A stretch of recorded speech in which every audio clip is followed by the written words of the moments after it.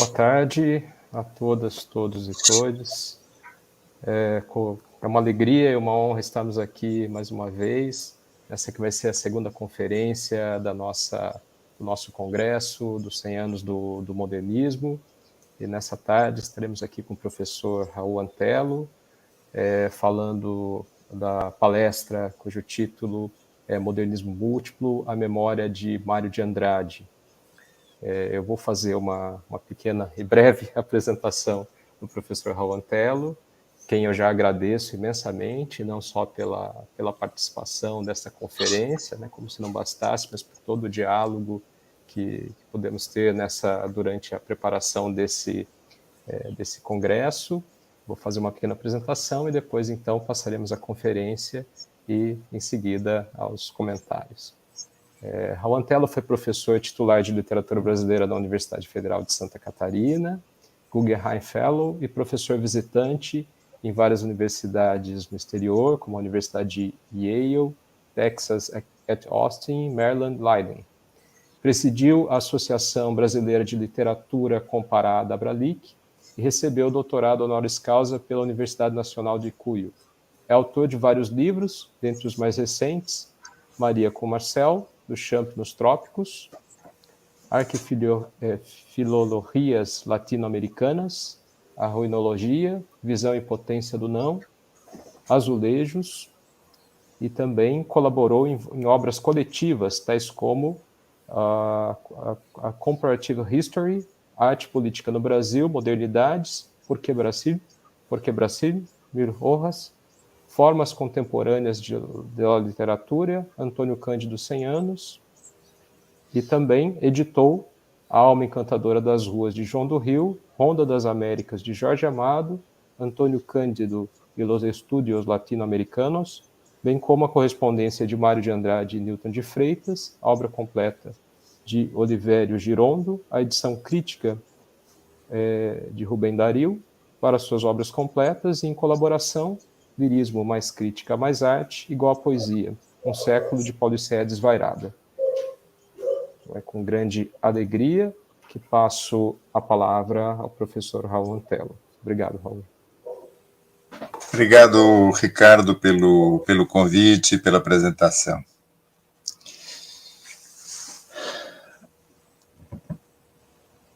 Vou começar o meu percurso pelo final.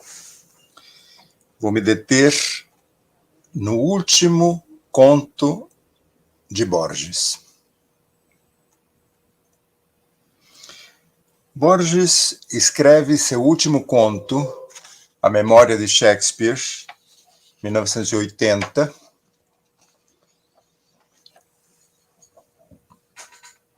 ilustrando que, para mim, e eu acredito que para muitos dos meus contemporâneos, é uma maneira de exprimir a nossa relação com Mário de Andrade. O texto de Borges é um relato que não apenas defende a autonomia da arte e do procedimento formal, mas que se abre à problemática teórica, à problemática ética, sobre o destino da humanidade e as formas de sua relação política. O relato é narrado por Hermann Sörgel. O curioso leitor talvez tenha folheado minha cronologia de Shakespeare, que achei ser necessária certa vez a boa inteligência do texto e que foi traduzida para vários idiomas, inclusive o castelhano. Não é impossível que recorde também uma prolongada polêmica sobre certa emenda que Theobald intercalou em sua edição crítica de 1734 e que, desde essa data, é parte não discutida do cânone. Hoje surpreende-me o tom incivil daquelas quase alheias páginas. Por volta de 1914, redigi, e não entreguei à publicação, um estudo sobre as palavras compostas que o helenista e dramaturgo George Chapman forjou para suas versões homéricas e que retrocedem o inglês, sem que ele pudesse suspeitar disso, a sua origem, Ursprung, anglo-saxônica. Borges usa um conceito central na filosofia de seu contemporâneo Walter Benjamin, que, por sinal, denominava a sua recusada tese de 1928 justamente Ursprung, origem do drama barroco alemão. Como sabemos, para Benjamin, aquele que pretende se aproximar do próprio passado soterrado deve agir como um homem que escava. Antes de mais nada, nos diz Benjamin em Rua de Mão Única, não deve temer voltar sempre ao mesmo fato e espalhá-lo como quem espalha terra, porque fatos nada são além de camadas que apenas a exploração mais cuidadosa entregam aquilo que recompensa a escavação. A origem, portanto, diferencia-se da gênese, uma vez que não pode ser compreendida como o instante em que um objeto passa da simples inexistência à existência efetiva, mas como algo que emerge da experiência, emerge da extinção, numa espécie de cristalização do momento histórico da Gênese, que assim interrompe o curso evolutivo da história e assume, enfim, uma certa configuração. A Ursprung não é exatamente restauração do idêntico esquecido, mas certamente diferença emergente. Ora, no relato de Borges, segundo Sergel, alguém, no Punjab, mostrou-lhe certa vez um mendigo. Uma tradição do Islã atribui ao rei Salomão um anel que lhe permitia entender a língua dos pássaros. Era a fama que o mendigo tinha em seu poder o anel. Seu valor era tão inestimável que nunca pôde vendê-lo e morreu em um dos pátios da mesquita de Wazir Khan, em Lahore. O anel, como a Muiraquitã, sumiu. Perdeu-se, segundo o costume dos objetos mágicos. Talvez esteja agora em algum esconderijo da mesquita, ou em mão de um homem que viva em algum lugar onde faltem pássaros, onde haja tantos, disse, que o que dizem se confunde. Um amigo oferece ao narrador o anel do rei. Esse amarrilho mágico estudado por Sir James Frazer e de tanto lastro nas pesquisas etnográficas de Mário de Andrade. É claro que se trata de uma metáfora, mas o que essa metáfora encobre não é menos prodigioso que o anel. Ofereço-lhe a memória de Shakespeare desde os dias mais pueris e antigos até os do início de abril de 1616. Não acertei em pronunciar uma palavra. Foi como se me oferecessem o mar. Sergel aceita, porém, sem se deter nas condições do pacto. O possuidor tem de oferecê-lo em voz alta e o outro de aceitá-lo. Aquele que o oferece, perde-o para sempre. O vendedor, na verdade, não soube o que fazer com a memória de Shakespeare. Escreveu apenas uma biografia romanceada, objeto de desdém da crítica, mas com algum sucesso comercial nos Estados Unidos e nas colônias. E o narrador prossegue. De Quincey afirma que o cérebro do homem é um palimpsesto. Cada nova escrita encobre a escrita anterior e é encoberta pela seguinte, mas a todo-poderosa memória pode exumar qualquer impressão, por mais momentânea que tenha sido, se lhe derem o suficiente estímulo. A julgar por seu testamento, não havia um único livro, nem sequer a Bíblia, na casa de Shakespeare. Mas ninguém ignora as obras que frequentou. Chaucer, Gower, Spenser, Christopher Marlowe, a Crônica de Holinshed, o Montaigne de Florio, o Plutarco de North. Eu possuía de maneira latente a memória de Shakespeare. A leitura, quer dizer, a releitura desses velhos volumes, seria o estímulo que procurava. Reli também os sonetos, que são sua obra mais imediata. Em algum momento encontrei a explicação, ou várias explicações. Os bons versos impõem a leitura em voz alta. Depois de alguns dias, recuperei sem esforço os R's ásperos e as vogais abertas do século XVII.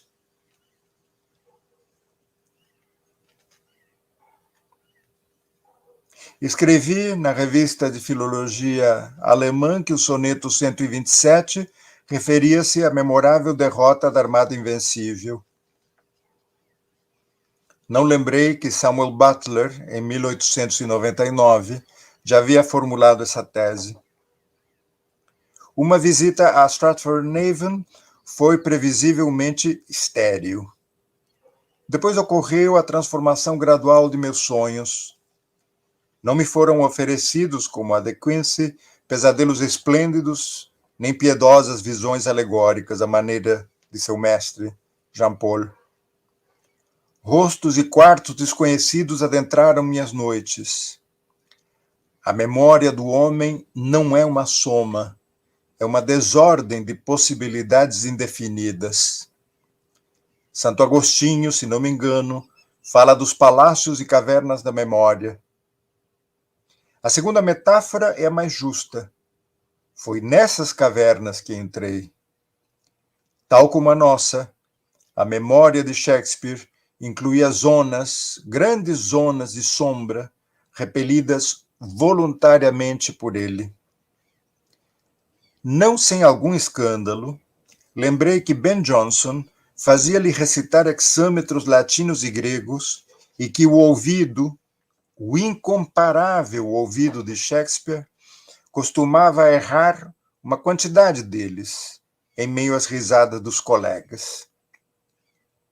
Conheci estados de felicidade e de sombra que transcendem a comum experiência humana. Sem que eu soubesse, a longa e estudiosa solidão havia me preparado para a dócil recepção do milagre. Depois de uns 30 dias, a memória do morto animava-me. Durante uma semana de curiosa felicidade, quase acreditei ser Shakespeare. Compreendi que as 3 faculdades da alma humana, memória, entendimento e vontade, não são uma ficção escolástica. A memória de Shakespeare não podia revelar-me outra coisa que as circunstâncias de Shakespeare. É evidente que estas não constituem a singularidade do poeta. O que importa é a obra que executou com esse material inconsistente. Ingenuamente, eu havia premeditado, como Thorpe, uma biografia.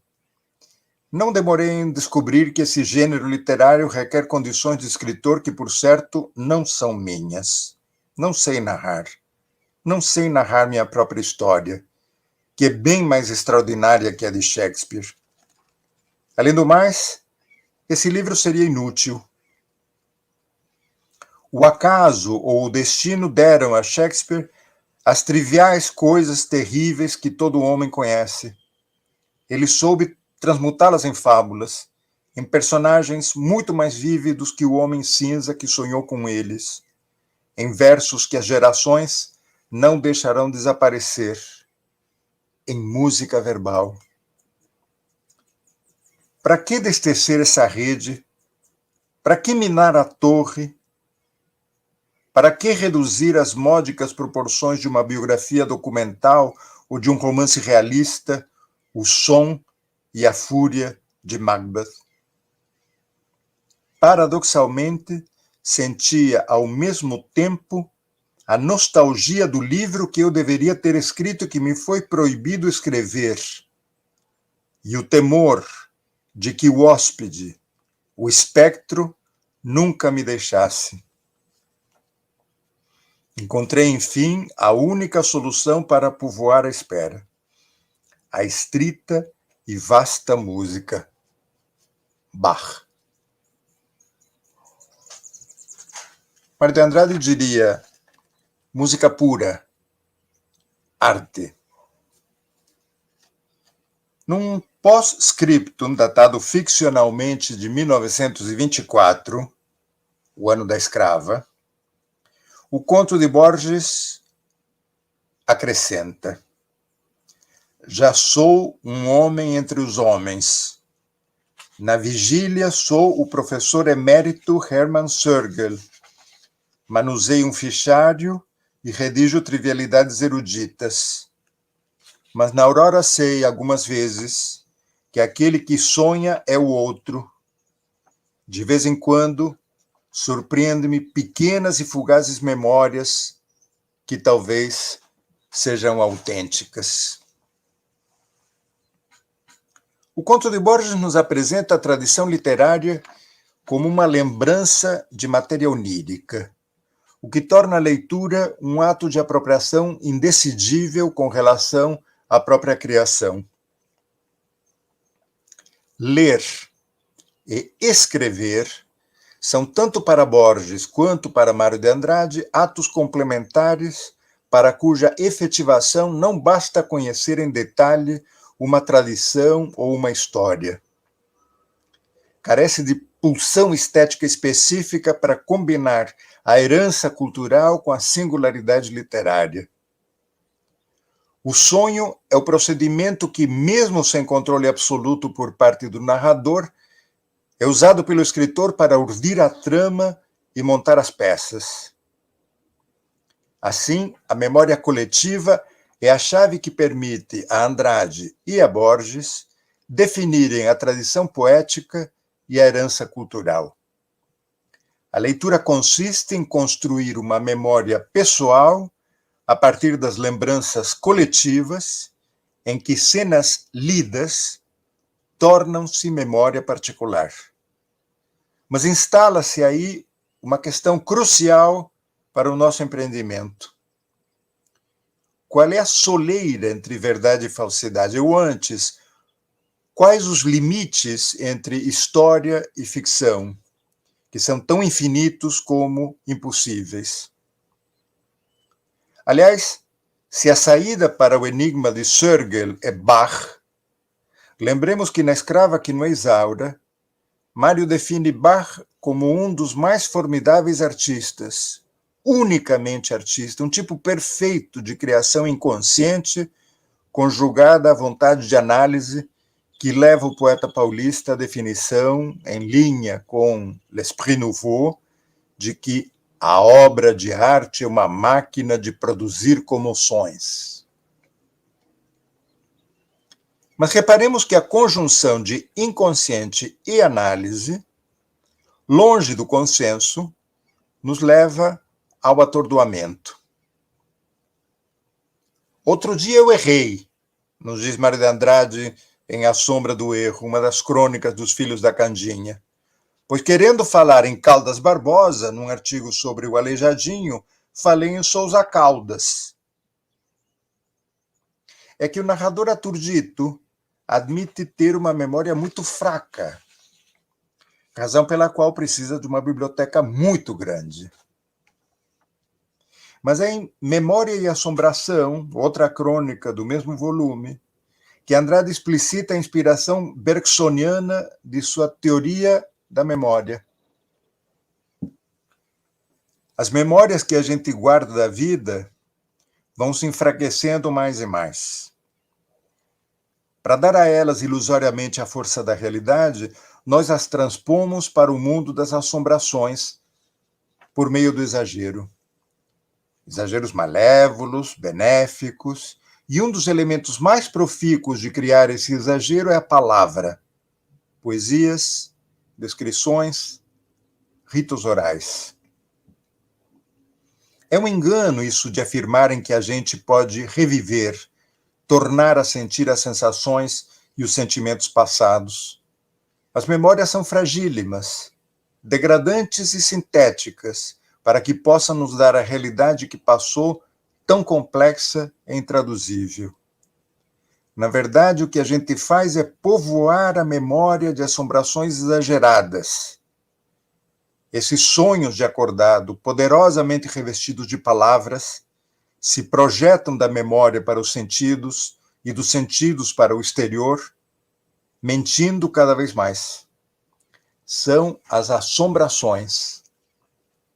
Estas assombrações, por completo diferentes de tudo quanto passou, a gente chama de passado. Qual é, portanto, a memória de Mário de Andrade? Aquilo que Mário leu? Meu marapatá pesquisou esse Aleph. Aquilo que Mário viu e ouviu? Talvez estejamos mais próximos da quimera. A prática arcaica e solitária da literatura, nos disse Ricardo Piglia, é o universo paralelo que os modernistas constroem para esquecerem o horror do real. A literatura reproduz as formas e os dilemas desse mundo estereotipado, porém, em outro registro, em outra dimensão, como em um sonho. Possuir a memória de Mário de Andrade, assim como Sögerl possuiu a de Shakespeare, requer, então, o recurso ao exagero dos espectros, a deformação expressionista das assombrações. Ao fim das contas, como Mário confessa a Drummond numa carta de fevereiro de 1927, o livro, referindo-se a Macunaíma, o livro é quase que só habitado por fantasmas. Vejamos um deles em detalhe. No final da Rapsódia, no capítulo 17, que inicialmente receberia ludicamente o nome de Torre Eiffel, que era, aliás, um caranguejo para Drummond, um vestígio de Babel para Rego Monteiro, ou um simples vestígio junto a uma Greta Garbo colossal na tela Torre Eiffel no Pampa, de 1930, pintada por Antônio Berni. Nesse capítulo, que depois Mário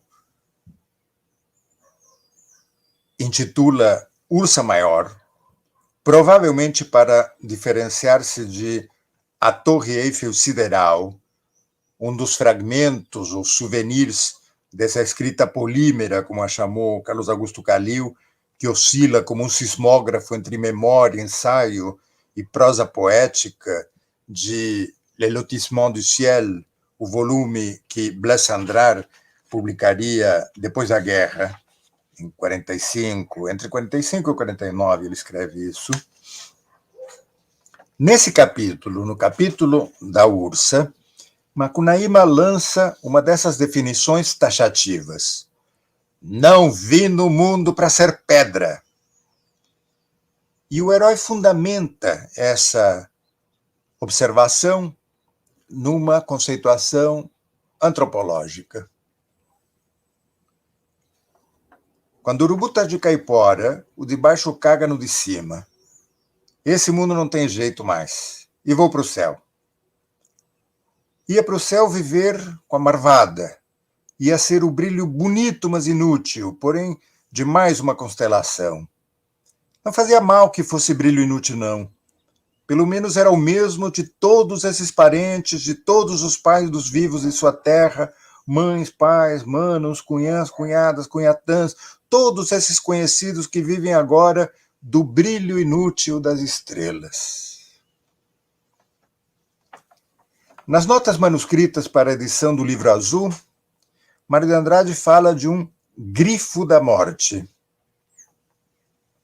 em que as cenas de preguiça nirvânica, de inutilidade contemplativa do fim da Rapsódia, o engano da Yara, o silêncio pasmo do Uraricuera, são uma desinência natural do seu ser mais íntimo. Trata-se, no entanto, de instância genética decisiva da Rapsódia Macunaíma. Com efeito, em 12 de junho de 1927, o Diário do Turista Aprendiz anota: Céu do Equador, domínio da ursa maior, o grande saci. Estávamos excitadíssimos, com vontade até de crimes. Atrás, na lagoa, ficava o lugarejo caiçara, onde tinha festa. Fomos lá e encontramos o bailado da ciranda, que vi quase inteiro. Registrei 2 músicas numa caixa de cigarro e tomei umas notas como pude. Tinha esquecido o livro de notas. Só quase de madrugada, o Vaticano principiou mugindo lá longe, nos avisando que estava à nossa espera.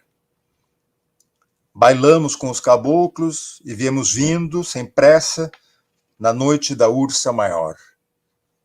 Dia sublime.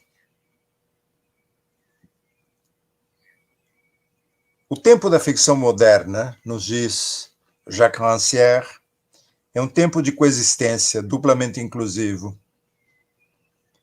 De um lado, o tempo atômico que apaga a separação entre o mundo dos ativos e o mundo dos passivos, fazendo do tempo cotidiano um teatro de múltiplos e micro-acontecimentos. Mas, simultaneamente, é um tempo de eventos que não desaparecem, porém pervivem.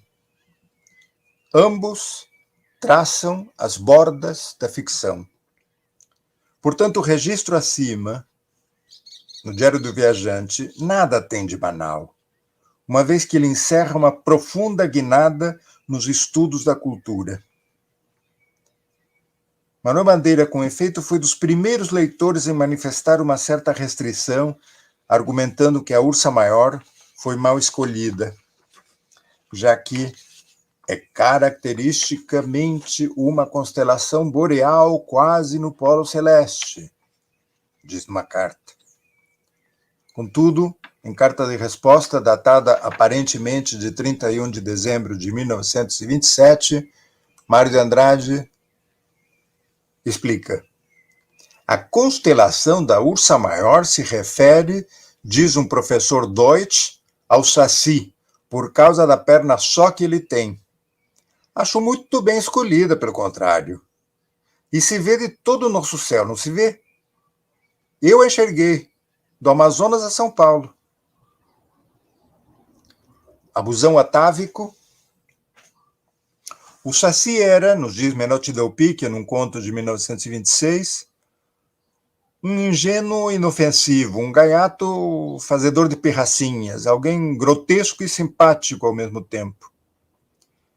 A discrepância entre a positividade de Bandeira e o grifo da morte de Andrade leva a nos questionarmos acerca dessa assombração, cujo informante nem nome tem, um professor Deutsch,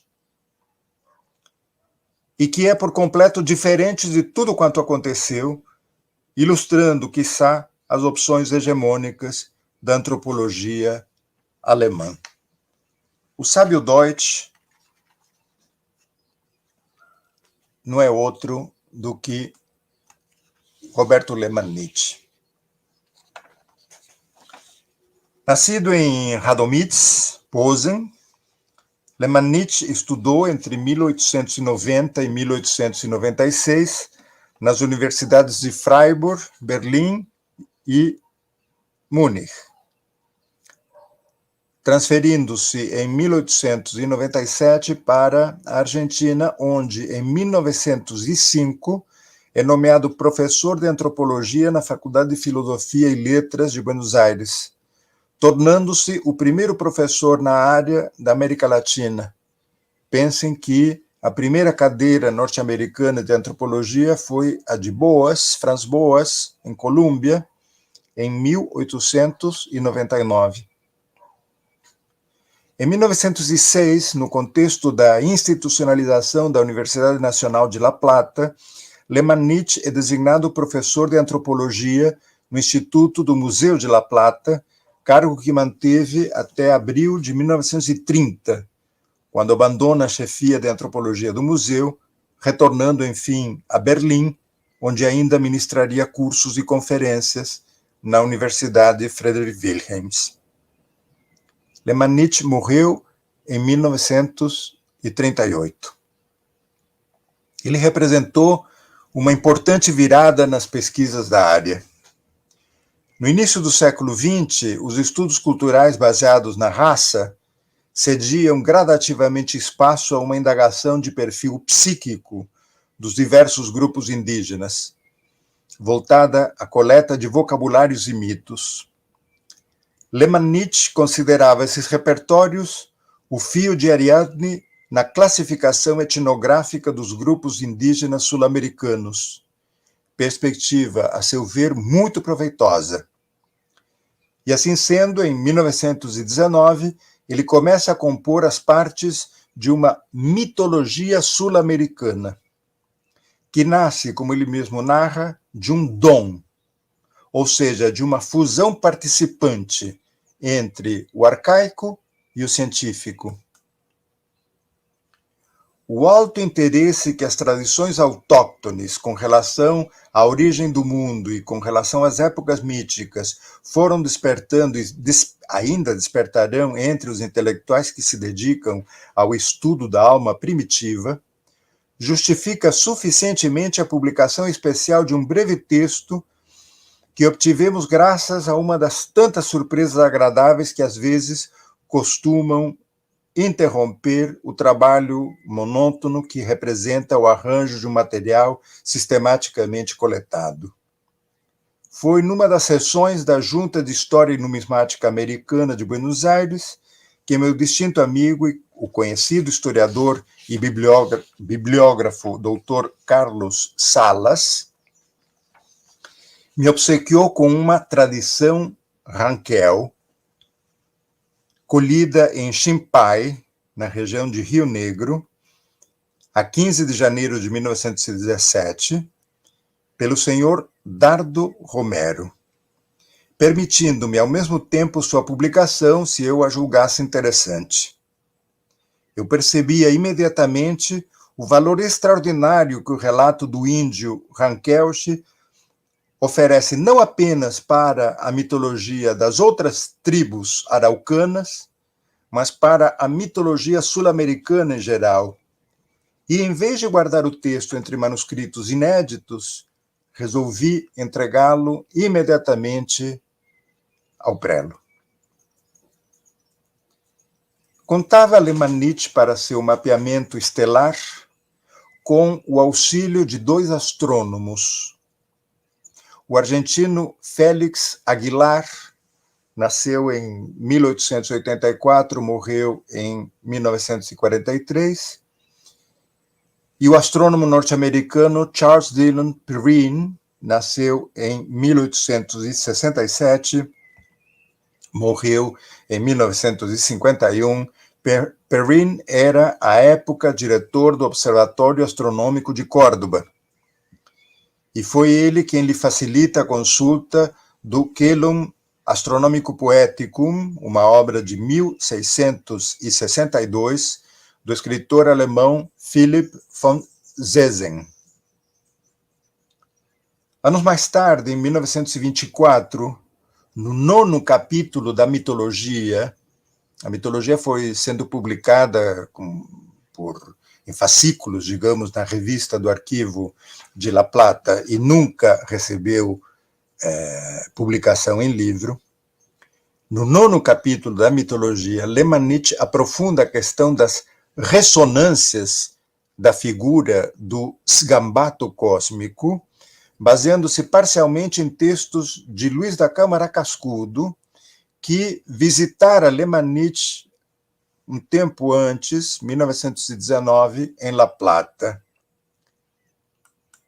Diz Lemannitch: não corresponde à índole desta monografia entrar em assuntos da mitologia comparada, porém, De qualquer forma, é bom deixar constância que a figura mítica de um homem com uma perna só também pode ser comprovada em outras regiões do mundo e também como uma divindade do relâmpago. Sobre o tópico, Paul Ehrenreich escreve o seguinte: é de grande interesse que o raio, entre os indígenas do nordeste da Ásia, os coriacos e xuxos, é considerado como homem com uma perna só ou com um lado só. Pode ser que os tantos seres míticos desta categoria que encontramos no céu ou na região subterrânea dos autóctones americanos e polinésicos e que geralmente estão relacionados com o fogo, também tenham a ver com o raio. Nesse caso, a condição capenga de Hefesto, deus do fogo e dos vulcões, poderia se esclarecer de uma maneira original. No caso de que o raio, conforme a impressão que deixa sobre o sentido óptico, é considerado como homem com uma perna só que caminha descendo do céu, mitologia do Nordeste Asiático e da África Austral, facilmente acontece que tanto as personagens míticas que trazem o fogo como aquelas que são guardiães e proprietárias do fogo subterrâneo chegam a ser consideradas como indivíduos, ora capengas, ora com uma perna só, ora consistentes de uma única metade, mitologia da Polinésia e da América Septentrional. Como se vê, acrescenta Lemannitz, Ehrenreich reúne as citadas figuras mitológicas em uma única categoria e as considera como reflexos do raio, estampadas no cérebro fantástico do homem primitivo. Julgamos, no entanto, que devemos estudar previamente todo o respectivo material, caso a caso, para conhecer a fundo o grau da correlação mútua, e só depois chegaremos a saber se as respectivas figuras míticas caracterizadas por um defeito físico unilateral, uma perna só, etc., se devem à explicação, pela mente do homem primitivo, de um ou de vários fenômenos, ora meteorológicos, ora cósmicos. Em nossa monografia anterior, estudamos o homem mitológico com uma perna só, reflexo de uma constelação sideral que, para a fantasia dos índios, representa um mutilado desse tipo, o esgambato oriônico.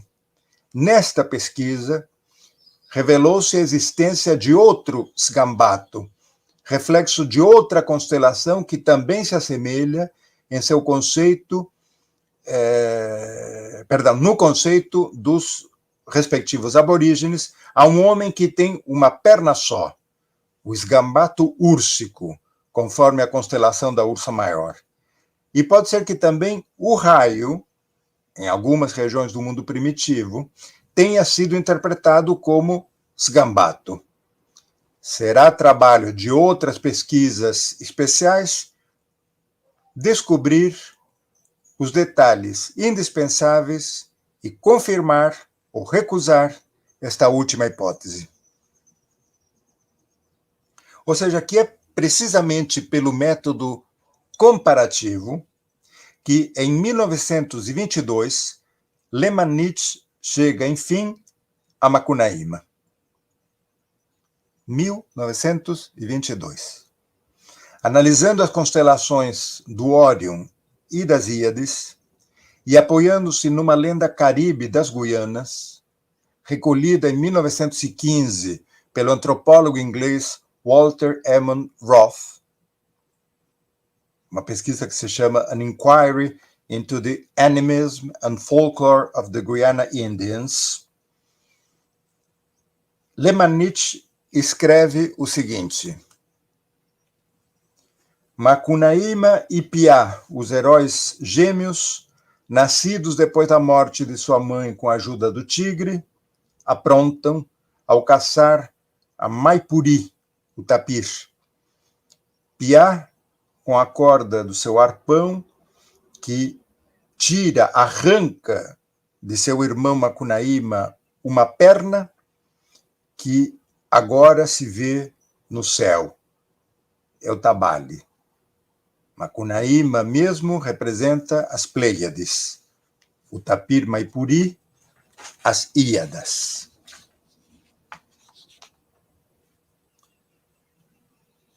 O que representa essa perna que falta? A perna só não é uma perna. A perna é um falo, a potência reprodutora do herói. João Ribeiro foi o primeiro, em outubro de 1928, a mencionar a concepção engenhosa de Lemannitch. Baseado na geografia dos mitos brasileiros de Camara Cascudo, Cavalcante Proença identifica Lemannitch como o professor naturalmente alemão mencionado no capítulo 10 de Macunaíma. Gilda de Melo e Souza ratifica a versão na edição Ajacúcio da Rapsódia. E Teleancona Lopes não só corrobora a procedência de Lemannitch, como confirma que não há nenhum capítulo da mitologia sul-americana na Biblioteca do Mário. Ora, seja como for, o vestígio das pesquisas de Lemannitch revela inequivocamente, na posterior redação de Macunaíma, a marca de muitos outros antropólogos alemães, além, obviamente, de Koch-Grünberg. Destacam-se, entre eles, Rudolf Lenz, radicado no Chile, e até certo ponto, Kurt Nimandayu, que posteriormente passou a trabalhar com Boas em Colômbia. Particularmente interessante para a nossa perspectiva são as pesquisas de Lemannitch sobre os fenômenos astronômicos e meteorológicos, visando demonstrar a existência de um substrato mitológico hermenêutico latino-americano, posteriormente equiparado com estudos semelhantes na Europa, na Ásia, na Oceania, para os quais se baseava na teoria dos pensamentos elementares do etnólogo alemão Bastian, Philipp Wilhelm Adolf Bastian. Era o diretor do Museu das Culturas Populares de Berlim. Ao pesquisar desse modo questões tais como o dilúvio, as marés, entre os grupos patagônicos, ou as constelações entre os indígenas do Chaco, as abordagens de Lemannitch inverteram de ponta cabeça suas prévias pesquisas arqueológicas, já que agora o foco era a base material de observação dessas cosmovisões indígenas, que ele via plasmadas, aliás, nos trabalhos de tecelagem. Que viam os índios?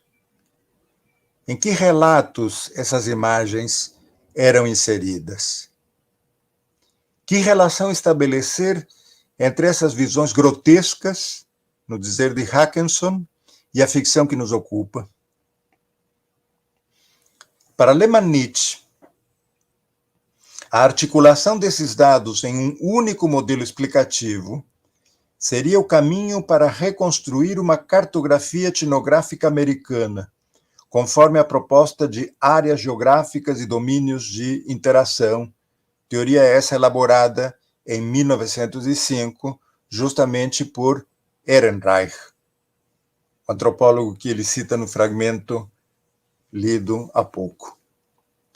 Na sua esteira, Lemannitch discriminava zonas mitológicas de zonas linguísticas, para posteriormente, pelo método comparativo, determinar correspondências e divergências entre elas.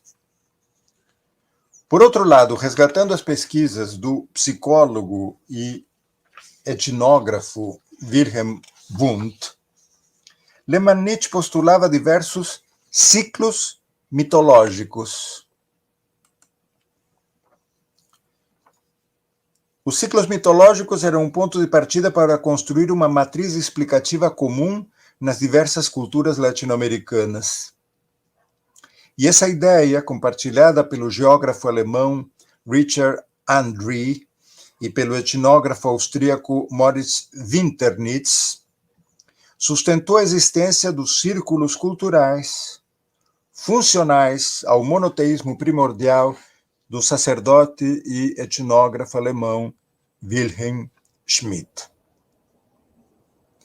Sem contar o hegemônico Koch-Grünberg, Mário de Andrade leu vários desses autores, conservou em sua biblioteca 2 volumes de Schmidt, um em alemão, editado em 24, e a Etnologia Sul-Americana, Círculos Culturais e Estratos Culturais na América do Sul, que a Editora Nacional traduziu em 1942.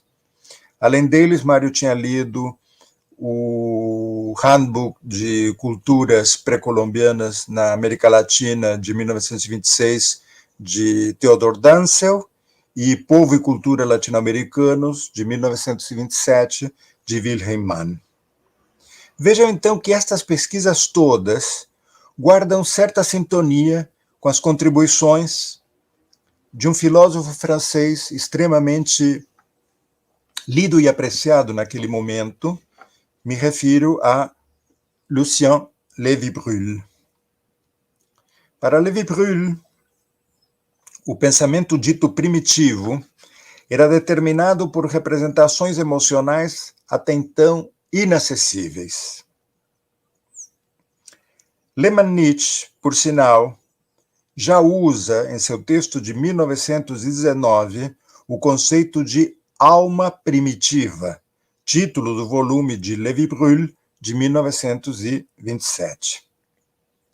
Aliás, o estudo relacional da língua, dos mitos, das concepções astronômicas, foi uma forma de dar existência material a essas hipóteses, que, mais tarde abandonadas no período estruturalista, mostraram, entretanto, uma causalidade cultural na diferenciação entre mentalidade primitiva e pensamento lógico, o que, tornado a oposição estruturante da cultura, transforma Lévy-Bruhl em precursor de Lévi-Strauss. Vivo no pensamento gramsciano de um Ernesto De Martino, Lévy-Bruhl foi resgatado mais recentemente pela filósofa italiana Maria Paula Fimiani, que focou a questão ética em Lévy-Bruhl. O mundo contemporâneo estaria, a seu ver, atravessado pelo arcaico, que se traduz em indiferença, suspensão da identidade e da técnica. O arcaico, além do mais, pressupõe violência, uma vez que a indiferença alimenta a intolerância, o niilismo, o autoritarismo. A ideia brulliana da participação torna-se, assim, a abertura originária sobre a qual descansa nosso pensamento, assimilada agora à duração pura, incompatível com qualquer transcendentalismo ou qualquer teoria do conhecimento, uma vez que é pensada como acesso direto à vida. Não sendo um traço residual da mentalidade pré-lógica, a participação torna-se experiência fundamental de vida e de pensamento. Fimiani aproxima então Lévy-Bruhl não só de Henri Bergson, já que a mentalidade primitiva de Lévy-Bruhl guardaria relação com o elan vital de Bergson, mas também o aproxima de Michel Foucault e da biopolítica posterior, que colocam o foco da filosofia justamente na vida. Assim, no presente hipervisual desprovido de negatividade, isto é, desvinculado do bizarro dualismo entre ver e falar, tudo é despido, tudo é árido como uma pedra, embora aberto ao mais imediato consumo. Entretanto, junto com essa nova hegemonia áptico-óptica, esse aprendizado da visão que demandava a antropologia. Outro sentido atravessa a profunda transformação material, a escuta. A escuta afeta diretamente o corpo, substituindo o olhar pelo gesto. Não só presta-se atenção ao timbre e a uma recepção comparativa a partir das novas tecnologias, como também analisa-se a versão colhida, que descansa prioritariamente na função interpretativa do informante. Lemannitz foi pioneiro na gravação de som e melodias indígenas. O Instituto Ibero-Americano de Berlim tem justamente as primeiras gravações que Lemannitz faz em 1905.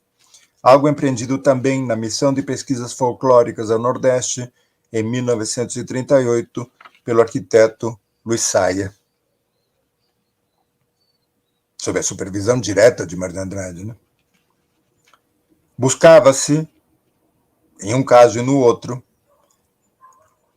um modelo explicativo, singular, próprio, para reconstruir a cartografia antropológica americana, o que dialoga profundamente com outros pensadores do período, particularmente, eu diria, com as teorias transculturadoras de Ricardo Rojas. Para situá-lo, Rojas nasce em 1882, morre em 1957. Sabemos que em Vida do Cantador, o estudo de Chico Antônio da sua coluna Mundo Musical na Folha da Manhã, em 1944, o Mário Final tenta discriminar a confusão entre arte pura, arte livre, arte interessada, arte de combate, que ele julgava não apenas ridícula, mas também imoral e enganosa. Mas muito antes disso, em O País da Floresta, de 1907, Ricardo Rojas, cuja obra Andrade desconheceu, quis também demonstrar a unidade do ambiente mediterrâneo, de que Rojas era originário, pela via dos mistérios da natureza, uma vez que, no país do Mato Virgem, habitam o desconhecido, os fantasmas e os monstros, que evocam festas dionisíacas pagãs, às quais temos acesso exclusivamente através dos cantadores, rapsodos errantes que eram, então, objeto de estudos também em outros pontos da América Latina. Vocês têm aí um folheto ilustrado por Posada, o da esquerda, colhendo justamente material oral mexicano e uma antologia de trovas chilenas, que são contemporâneas. Ambos os materiais pertencem à coleção Lemannitz. Eu diria que cada uma dessas quadras é uma história, e a vida banal está cercada desses estribilhos que a ninguém pertencem. Quem as retoma e quem as expande faz de algum modo coincidir centro e periferia.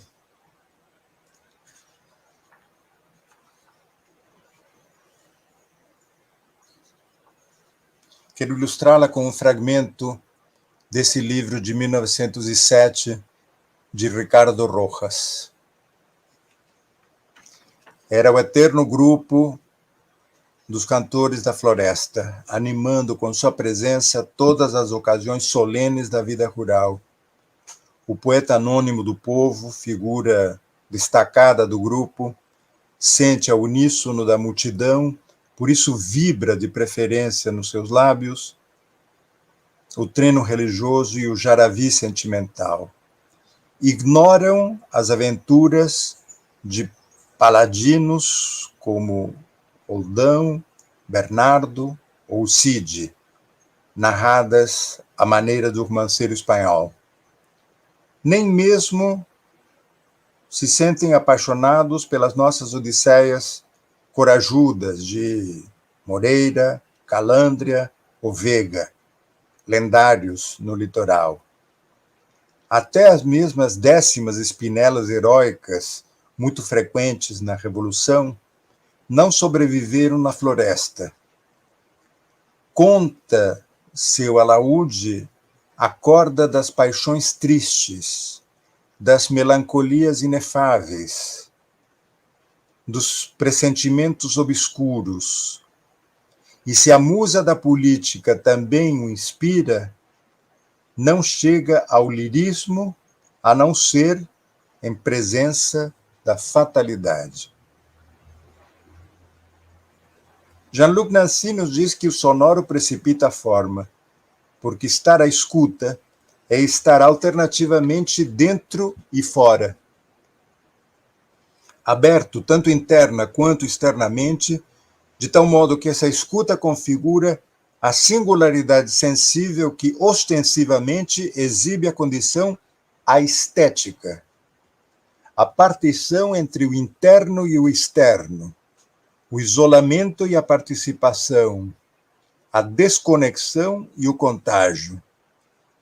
A escuta se produz ao mesmo tempo que o acontecimento sonoro, a diferença da visão, para a qual, a rigor, também inexiste acontecimento óptico.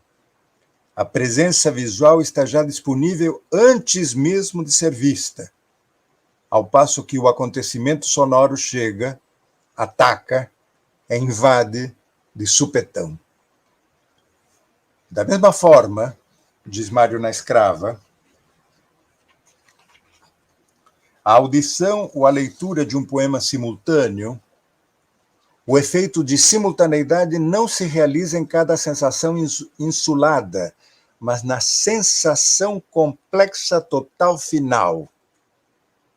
Assim sendo, repare-se que o cantador de Rojas, situado dentro e fora ao mesmo tempo, é em todo diferente, completamente diferente, do gaúcho cantor construído por Sarmiento, o que equivale a pensar que a matriz transculturadora de Rojas se contrapõe ao antagonismo civilização-barbárie de Sarmiento.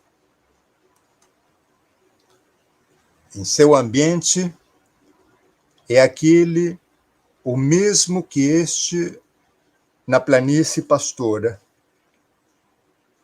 porém muito pouco lhe oferecem em comum.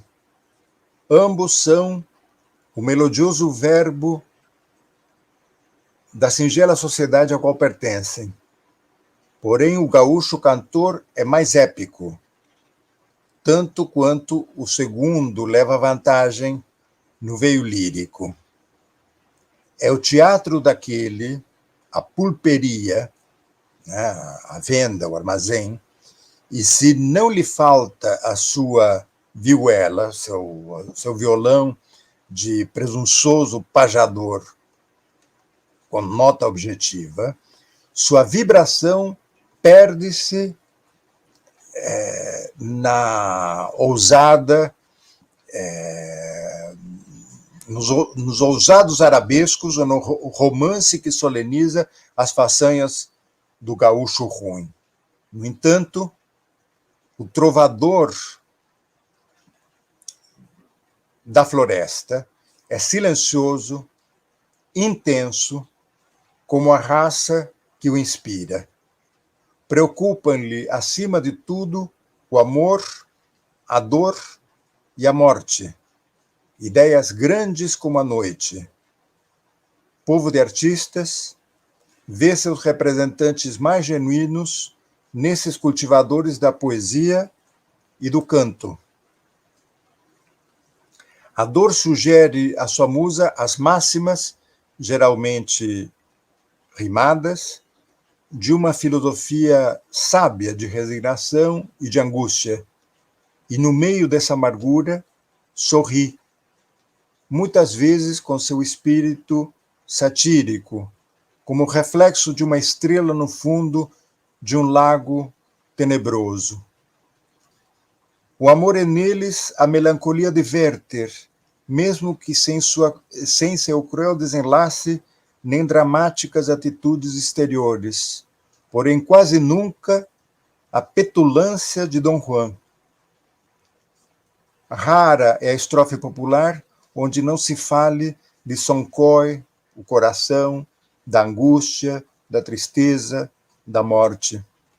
Seu gênio metafísico e sentimental é o mesmo que, depurado e excelso, chorava penas na musa de Heine, ou de Leopardi, ou de Musset, ou de Becker, de Poe, de Verlaine, de todos os poetas atormentados por uma compreensão intensa do mistério e da realidade.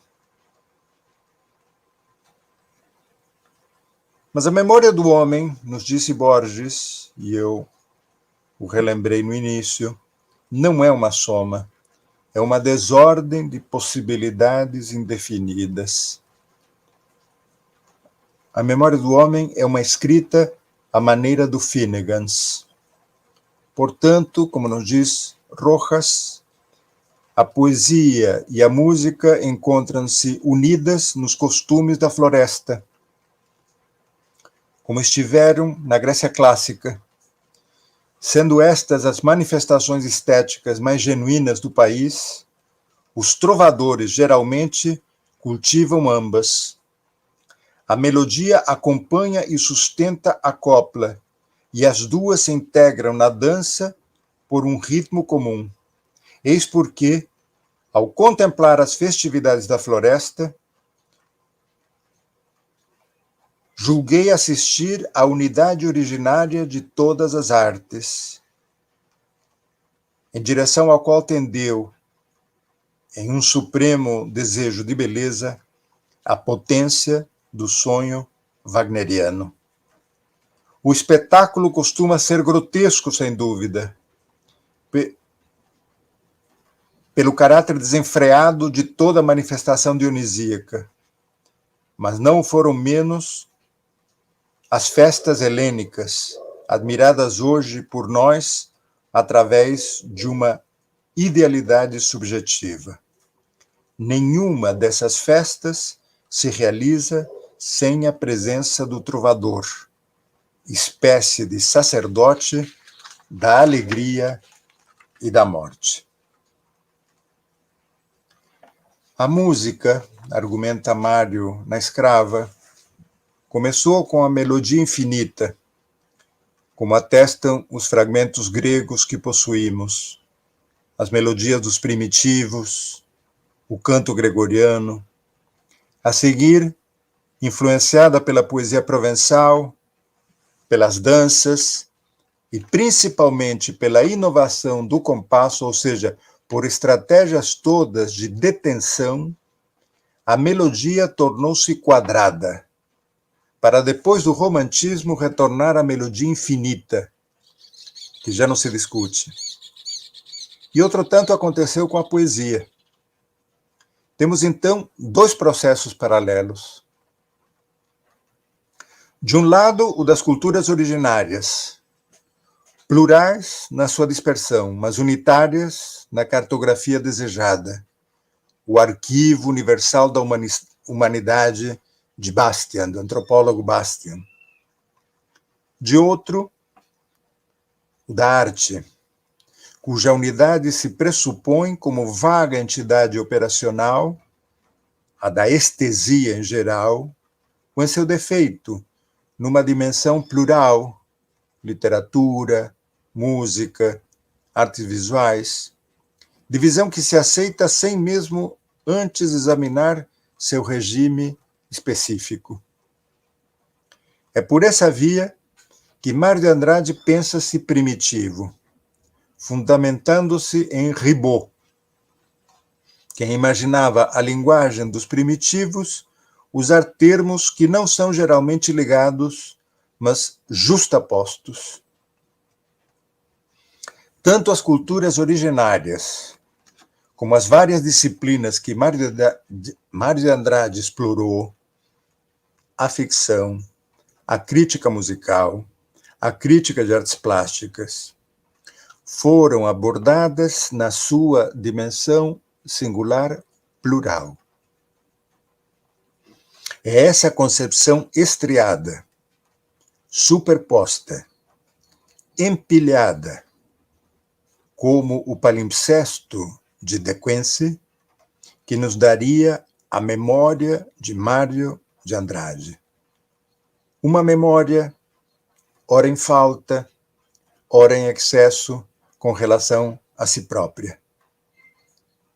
Admite Mário na escrava, em todas as artes do tempo, sem a soma total de atos sucessivos de memória, cada um deles relativo a cada sensação isolada, não poderia haver compreensão específica.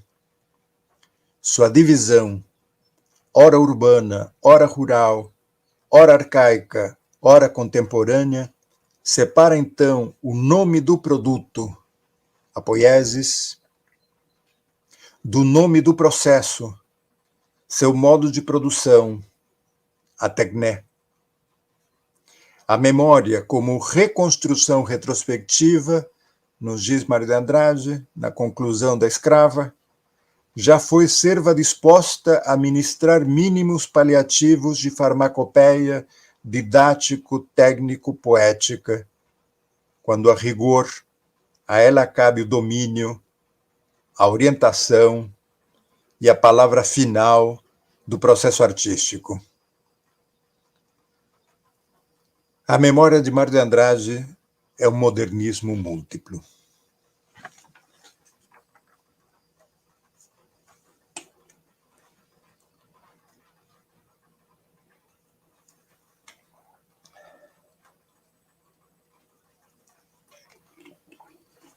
Muito obrigado, Raul, pela bela fala, exposição. Após escutar a sua fala, eu fico com um dos trechos do Mário de Andrade, né?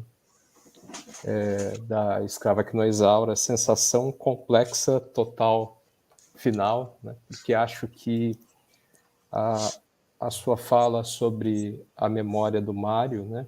Esse modernismo múltiplo, também é uma fala que nos leva a ter a sensação complexa, total, final, dessas várias vibrações, né, que nos trazem, além da memória do Mário, que vai sendo escavada à medida em que você o coloca, né, nesse palimpsesto, né, com todas essas leituras contemporâneas que ele fez ou que ele não fez, vai também, eu acho que aqui, se colocando a sua memória, né, sendo escavada de leituras, das leituras do Mário. E isso me chama a atenção, justamente pelo seu método, né, de leitura aqui, que leva, né, esse texto do Mário sobre poesia, e que aqui se traduz ou se coloca junto, né, participa também dessa leitura de crítica, né, desse ensaio acerca da memória do Mário de Andrade, né. Gostaria de destacar nesse ponto ao final, né, em que você diz, né, tanto as culturas originárias quanto as várias disciplinas que Mário de Andrade explorou foram abordadas na sua dimensão singular plural, essa concepção estriada, superposta e empilhada como palimpsesto de De Quincey, que nos daria a memória de Mário de Andrade, uma memória ora em falta, ora em excesso, com relação a si própria.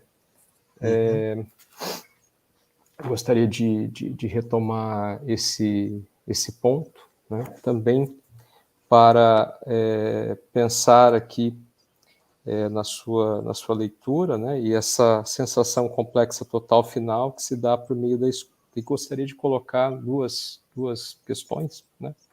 Uma delas pensando essa seleção, né, que você faz, eu separei aqui um trecho, que é o trecho um dos trechos que o Mário cita o Levy-Bruhl, lá do curso de Filosofia e História da Arte, das anotações, né, do Mário de Andrade,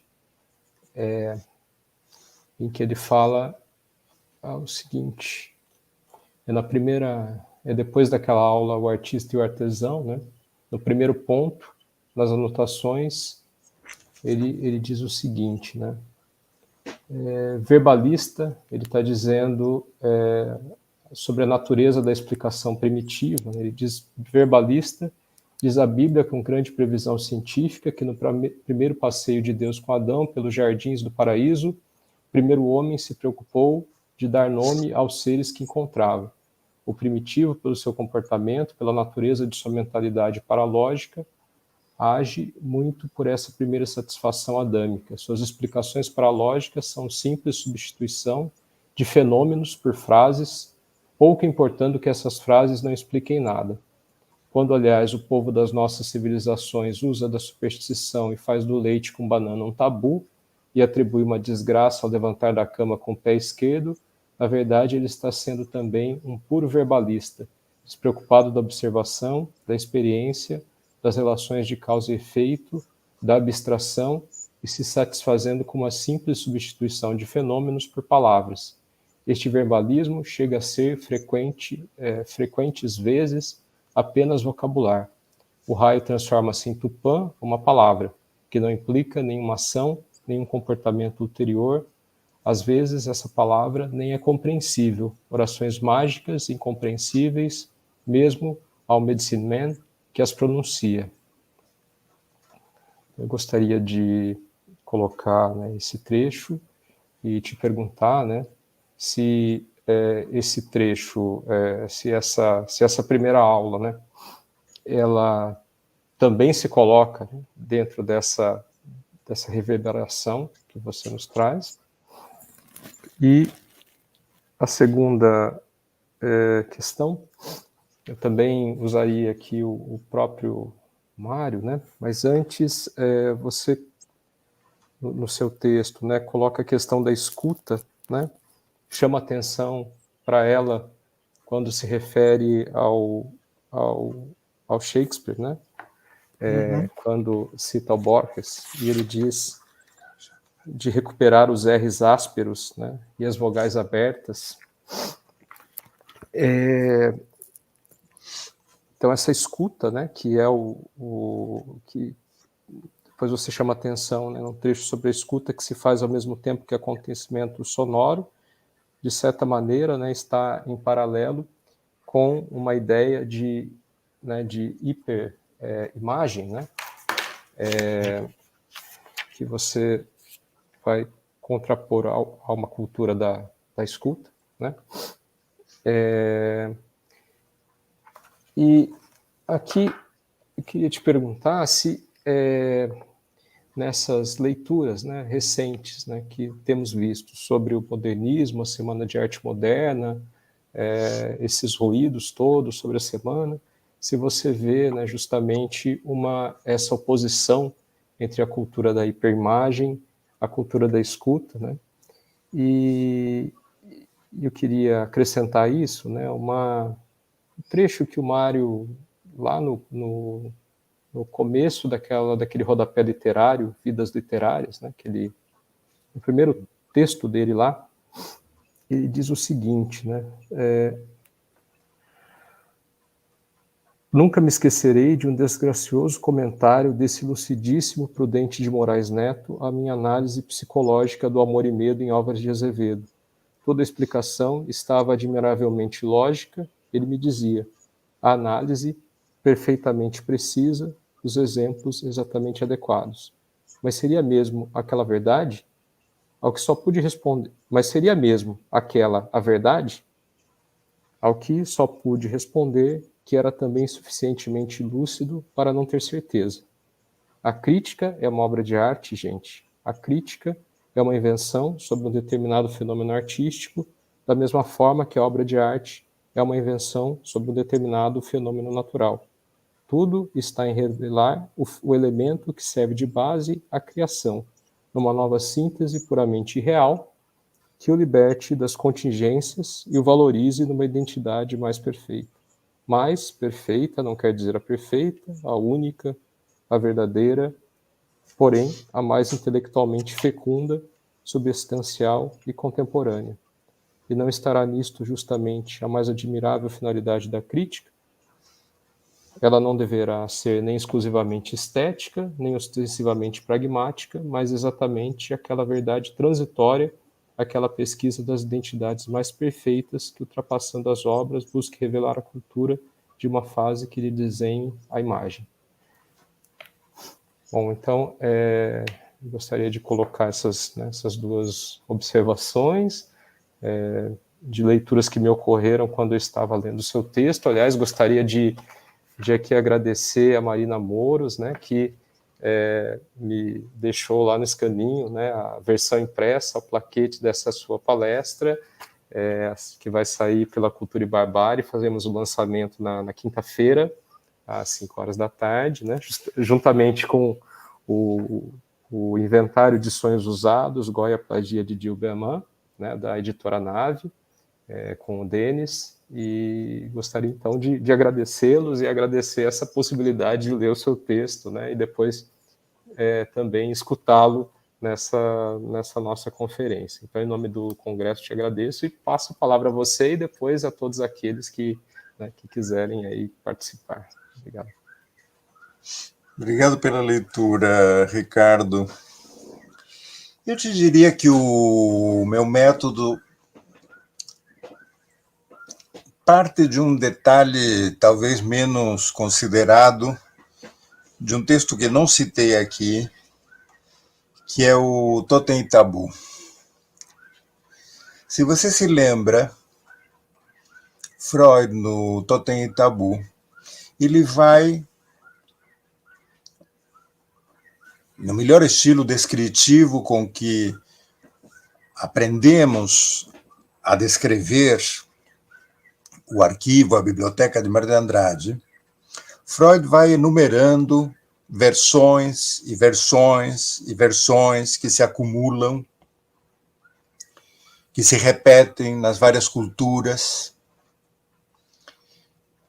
Então ele superpõe experiências atávicas com observações de viajantes ingleses do século XVII, XVIII.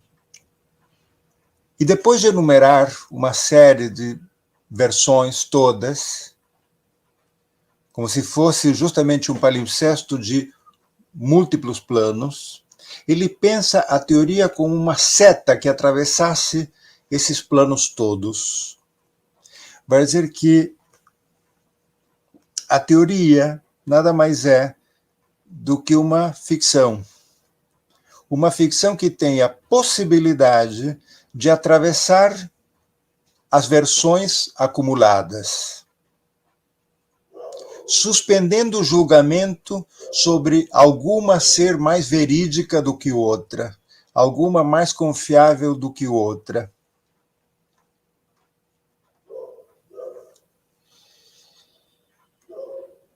Então, no fundo, a maneira de ler é, do meu ponto de vista, superpor não apenas textos, mas também ecos desses textos, vai dizer pervivências, sombras, assombrações desses textos.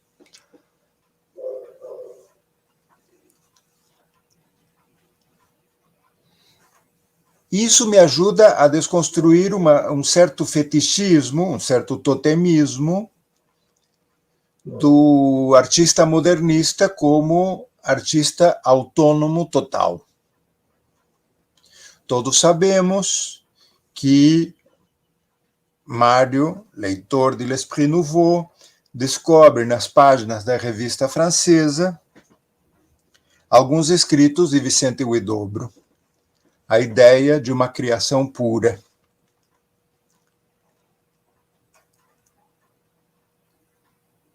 A ideia da poesia como máquina vem dessas primeiras elaborações do poeta chileno. O que normalmente não se observa é que, em manifesto posterior, o Huidobro admite que seu poema Arte Poética, talvez a ideia mais importante do poema, traduzido por Dante Milano, a ideia de que o poeta não deve descrever a chuva no poema, mas fazer chover no poema, vai dizer, a ideia de que a poesia é acontecimento, lhe foi transmitida ao Huidobro por um indígena Aymara. Vai dizer que quando o indígena o questiona, por que você descreve a chuva e não faz chover no poema, lembrem-se que o Huidobro estava interessado naqueles primeiros caligramas, em tentar reproduzir visualmente a chuva à maneira de Apollinaire. É um questionamento oriundo justamente de uma outra concepção da cultura. Então, eu diria que a questão adâmica, a questão de nomear como uma forma de fazer poesia, tem uma dupla origem. Não apenas esta, normalmente reconhecida, de uma tradição autônoma, pós-kantiana, digamos assim, mas também o questionamento de uma cisão temporal.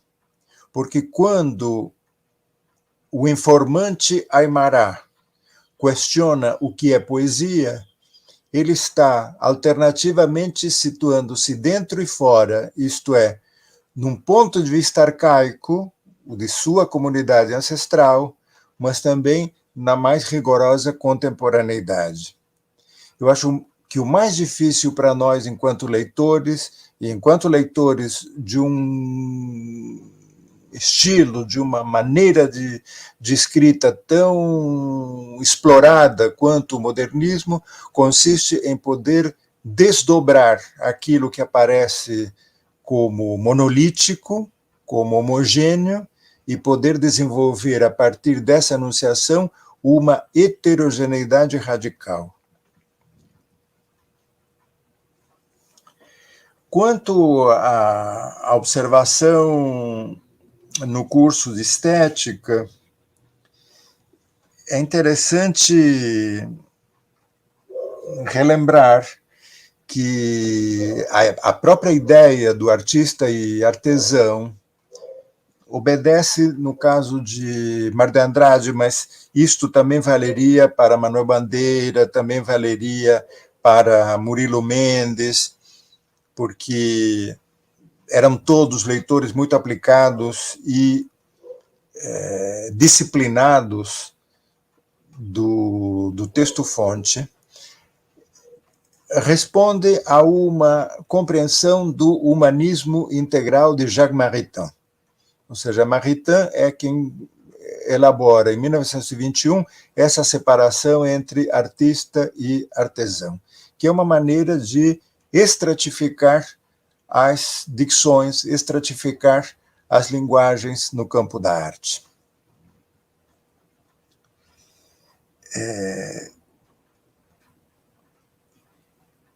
Que seja Prudente de Moraes quem suscita esta observação, tem tudo a ver.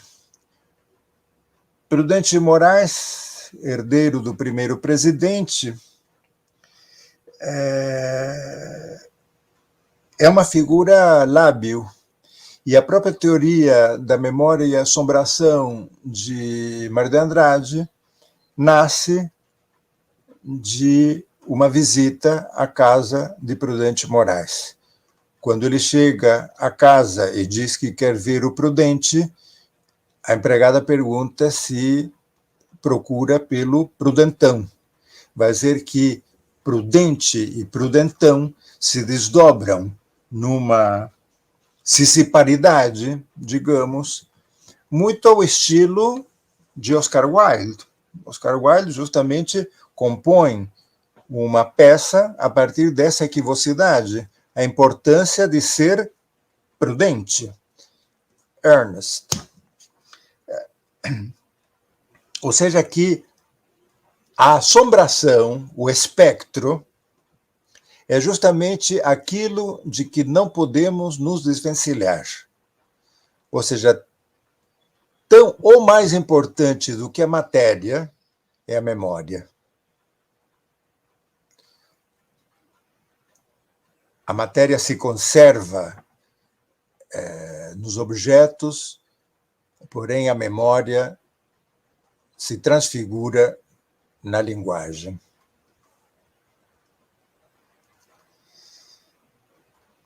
E eu acho que a grande sacada de Mário é justamente essa, de entender que, como máquina de produzir comoções, a linguagem é justamente esse dispositivo complexo, heterogêneo, ancorado a um tempo arcaico, a um tempo atual, a uma cultura condenada, a uma cultura em transformação. E talvez seja isso o que nos permite falar com ele de igual para igual. Sentir que podemos partilhar, se não de todas, de boa parte das suas angústias. Porque boa parte dessas angústias retornaram com pungência singular nos últimos tempos.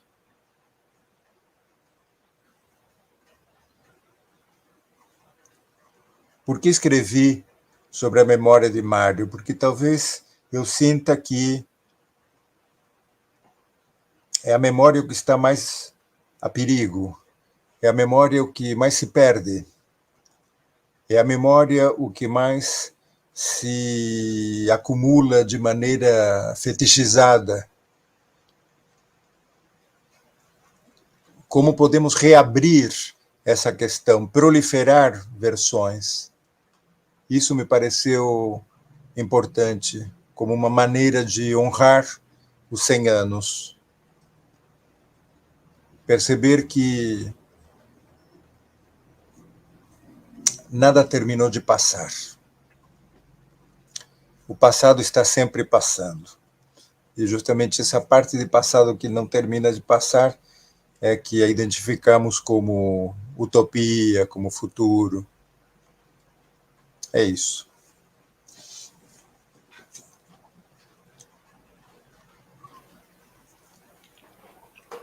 Muito obrigado, João. Gostaria agora de... Vamos ver se temos outras indagações da plateia.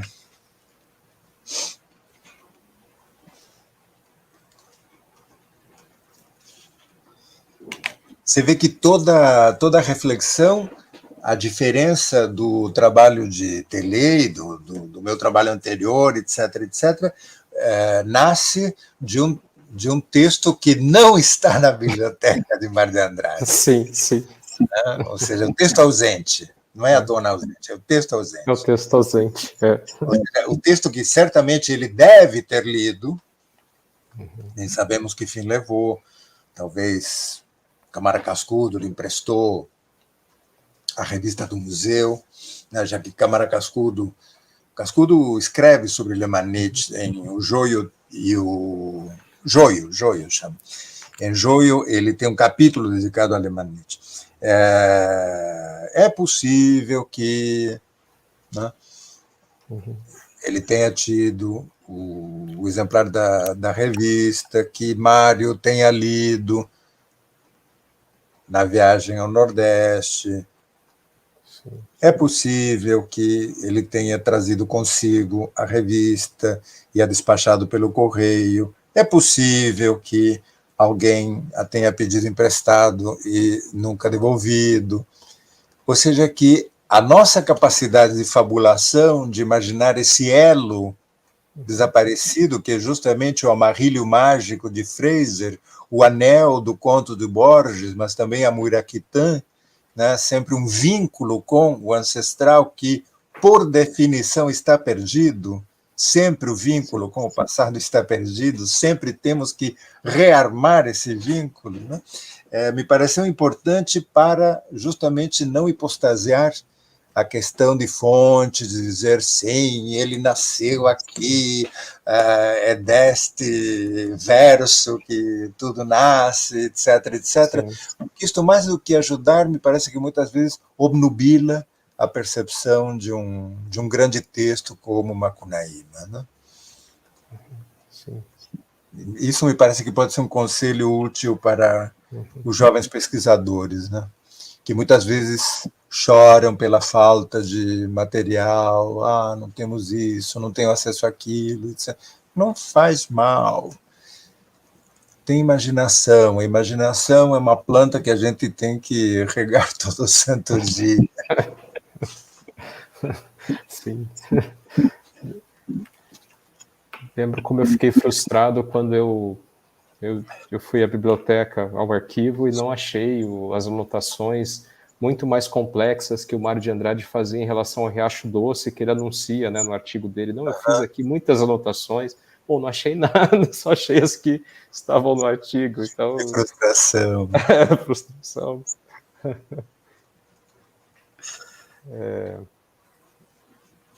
Acho que nós temos uma pergunta aqui. Tem aí alguma? Vamos ver. Vou até dar para exibir aqui. O que podemos trazer para hoje como reflexão da semana de 22?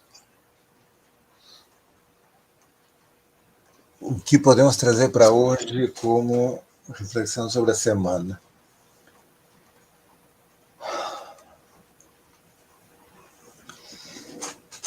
Dias atrás eu pensava...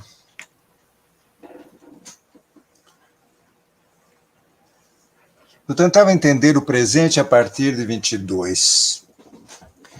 E inspirado um pouco na tarefa de desempacotar a biblioteca do Walter Benjamin, me imaginava desempacotando uma biblioteca modernista. E para além dos Nietzsche, dos Freud, dos Fraser, que já conhecemos e decoramos, há 2 ou 3 autores que não costumam ser relembrados e que, se não ao modernismo de 22, certamente a antropofagia de 28, determinam e muito profundamente. O primeiro é o Marquês de Sade. Marquês de Sade, que vai redefinir a orientação literária no final da guerra. Primeiro com o grupo francês Minotauro, mas depois com as guinadas que em torno dele darão Bataille, Blanchot, Klossowski, etc., etc. Inclusive Adorno, né? Se pensamos no apêndice da dialética do esclarecimento, né? Nessa apostila sobre Justine, Sade é um elemento fundamental para entender o mundo que nasce depois da guerra. O mundo que já não é só das luzes. O mundo que é Kant com Sade, como dizia Lacan. Pois na revista Antropofagia transcreve um axioma do Sade que revela um estupor. Como fazer para que alguém que não tem nada respeite alguém que tem absolutamente tudo?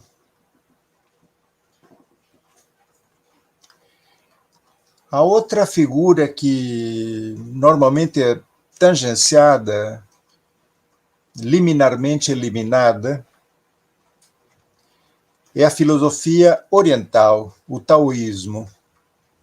na própria revista Antropofagia, aparece a figura de Lao Tse, mais especificamente a noção do trilema de Lao Tse, aquilo que Murilo Mendes vai desenvolver no pós-poema. Não se trata de ser ou não ser, trata-se de ser e não ser,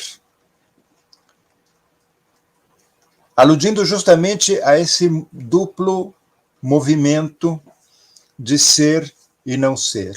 Ou seja, isto em 28.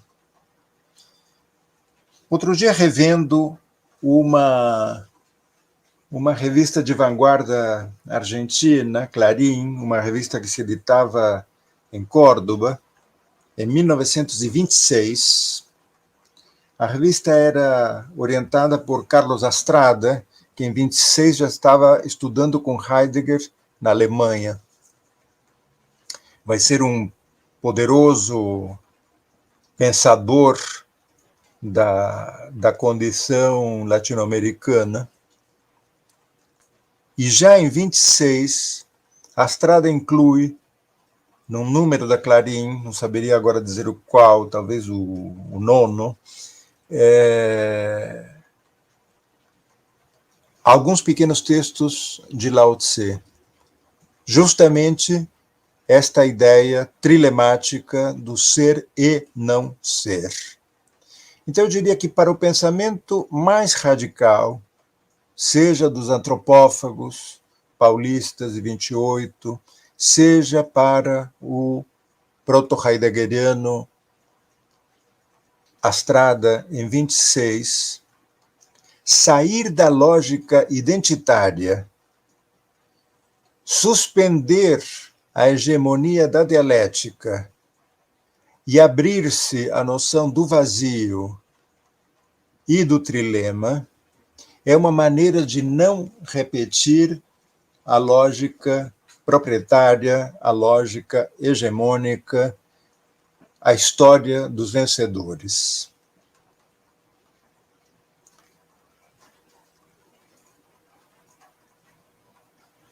Eu, particularmente, acho que seria interessante repensarmos o modernismo um pouco a partir dessas premissas que podemos considerar erráticas, mas me parecem muito interessantes para pensar o que vem depois. Porque só se levarmos essas questões em consideração, exemplos como o que ouvimos na mesa anterior, com Cláudia Rio Doce, resgatando a figura de Oswaldo Costa, pensando o nacional como um nacional hífen popular nos anos 50, ganham uma outra dimensão, que não a essencialista, a materialista, cindida na discussão entre nação e região dos anos 20, do início dos anos 30, e nos permite entender o mal, vai dizer, aquilo que se coloca depois do final da Segunda Guerra, vai dizer, a ideia de que deixamos de ser colônia, porém fazemos parte do império. Isso tem uma contemporaneidade absoluta. E me parece que por aí podemos entender que os modernistas ainda são nossos contemporâneos.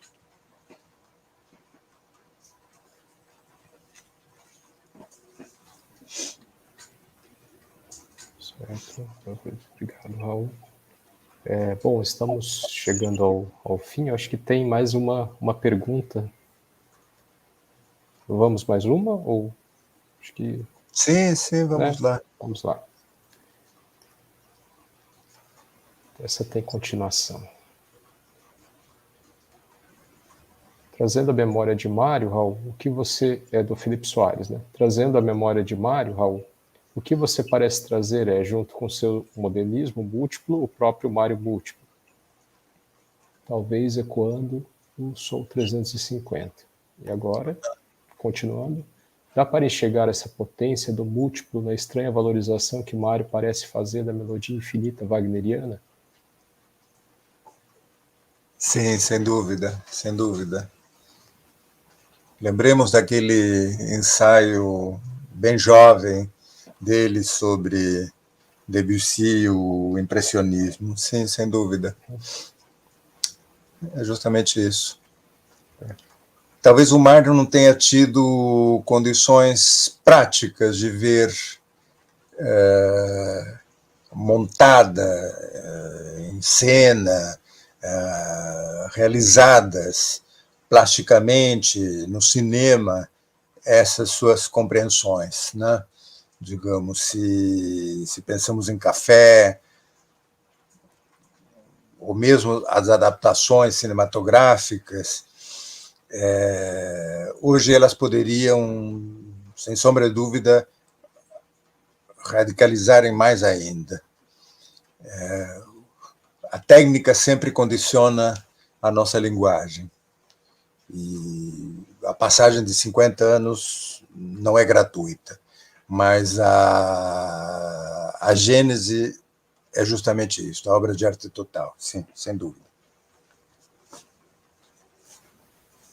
Bom, então chegamos aqui né, ao fim da nossa conferência. Agradeço mais uma vez, Raul, a sua disposição, a sua fala. Ficamos aqui, o Felipe Soares diz obrigado também. Então agradecemos, muito obrigado. Continuamos então amanhã com o nosso congresso, o Modernismo Muito Sem bem. Erros. Obrigado. Obrigado a todos. Boa noite. Boa noite.